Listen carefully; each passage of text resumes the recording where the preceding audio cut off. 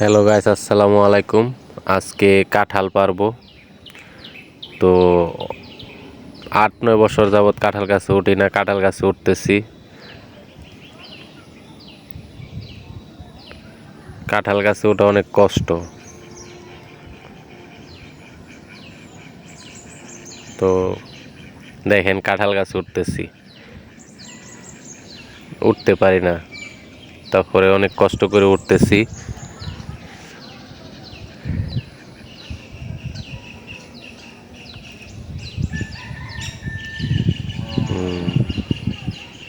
তবে কাঁঠাল পাড়ার মজাই আলাদা, এটা গ্রামের ছেলেরাই ভালো জানে।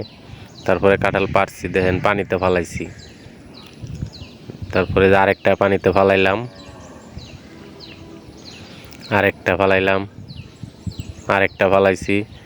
তারপরে কাঁঠাল পাড়া শেষ, এখন নিচে নামবো। তো নিচে নামতেছি,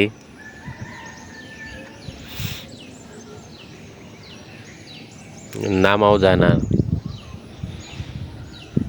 তারপরে কি করব, এখান থেকে নামতে পারতেছি না, পরে একটা মারলাম লাফ, লাফ মেরে নেমে পড়ছি। তারপরে এখন কয়টা কাঁঠাল পারছি, 2, 4, 6, 7টা কাঁঠাল পারছি। তারপরে কাঁঠাল পানি থেকে আনতে যাইতেছি,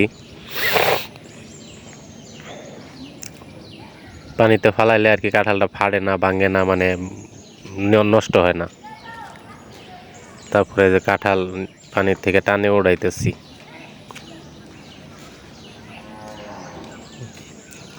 তারপরে সে